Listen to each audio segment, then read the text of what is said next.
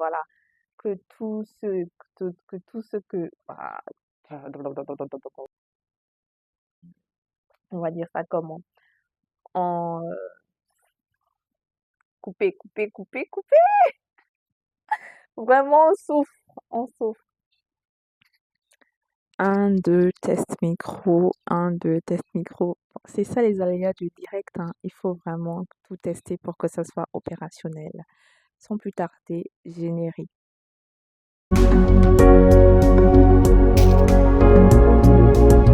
Bonjour à tous, j'espère que vous allez bien et bienvenue sur ma chaîne YouTube. Pour ceux qui ne me connaissent pas, je m'appelle Eunice et je suis aujourd'hui avec vous sur un sujet très intéressant pour bien démarrer 2025.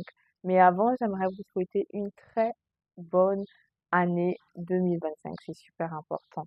Donc, sans plus tarder, je vais vous annoncer le sujet. C'est n'attends pas que tout soit parfait.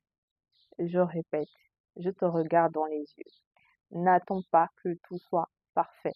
Donc, pour pouvoir démarrer ce sujet, j'aimerais définir avec vous deux thématiques, l'excellence et la perfection. Donc, je suis accompagnée de ma tablette qui est ici. Elle s'appelle Regina.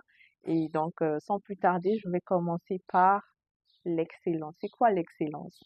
L'excellence consiste à donner le meilleur de soi-même, le meilleur de soi-même, à viser un haut niveau de qualité en restant réaliste. J'insiste sur les mots là, réaliste et pragmatique. Elle valorise la progression, voilà, l'amélioration continue, l'effort constant et la satisfaction d'un travail bien fait. Maintenant, passons à notre deuxième définition, l'excellence. C'est quoi l'excellence? L'excellence, autant pour moi, le perfectionniste, désolé. Le perfectionniste est une quête obsessionnelle. Voilà, quête obsessionnelle d'un résultat sans faute. Souvent accompagnée d'une peur de l'échec ou du jugement, cette approche est rigide et peut entraîner la frustration et voire même de l'épuisement. Voilà, donc je vous ai donné un peu la définition entre l'excellence et la perfection. Les perfectionnistes ne venaient pas attraper ma gorge, mais les mots sont clairs, les mots sont nets. Et voilà, on pouvait même arrêter la vidéo là maintenant et voilà, dire au revoir, vous avez compris, à travers ces deux définitions. Mais sans plus tarder, je vais vous emmener dans des exemples pratiques de moi, de ma vie, qui m'ont fait choisir l'excellence, donc l'amélioration continue, au lieu de stagner sur la perfection. Donc, je n'ai pas attendu que les choses soient parfaites pour me lancer. Je me suis dit, Eunice, commence avec ce que tu as et le reste, tu vas améliorer dans le temps. Et j'aimerais te dire à toi qui m'écoutes aujourd'hui, commence avec ce que tu as. N'attends pas que tout soit parfait.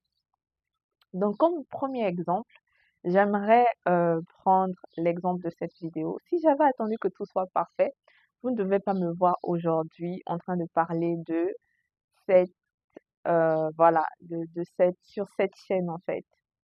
J'allais attendre que tout soit parfait. Pour moi, la perfection, c'est quoi? C'est avoir mon podcast. J'avais déjà parlé avec un ami. Je voulais un podcast bien dans un studio et tout, machin et tout. Voilà, pour moi, c'était mon niveau de perfection.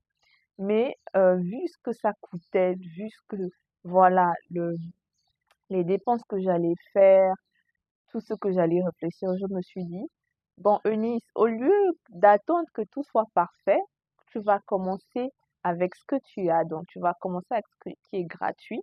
Tu vas commencer par une chaîne YouTube. Ça va être simple. Tu vas juste prendre ton iPhone et tu vas filmer.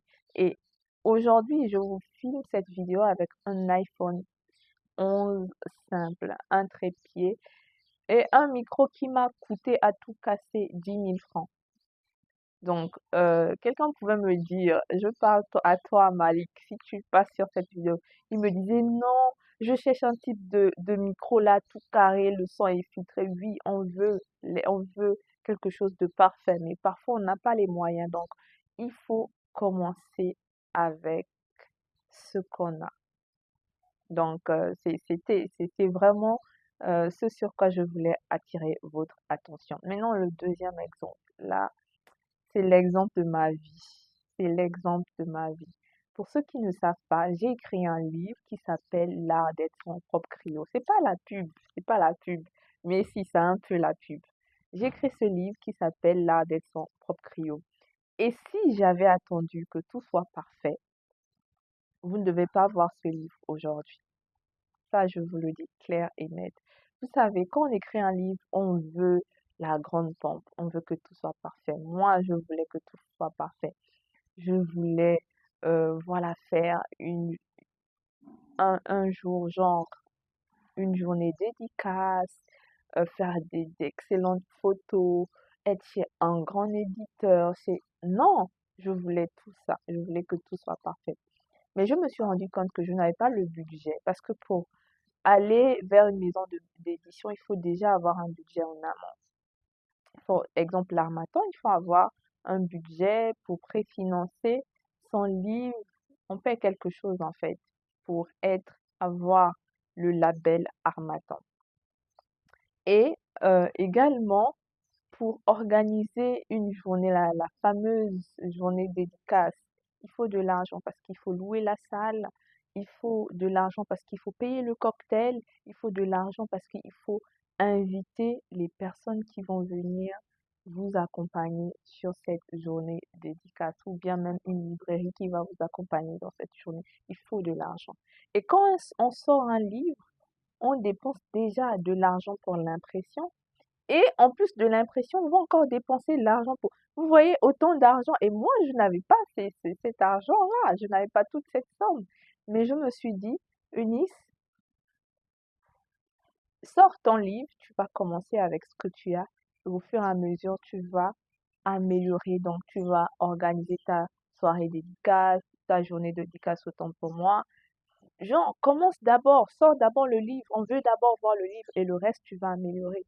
Et je vous dis la vérité que j'ai sorti ce livre avec les préventes accompagnées d'un peu d'argent que j'avais mis de côté. Donc, aujourd'hui, si j'avais attendu que tout soit parfait dans les deux exemples que je vous ai cités aujourd'hui, vous ne devez pas me voir ici présente.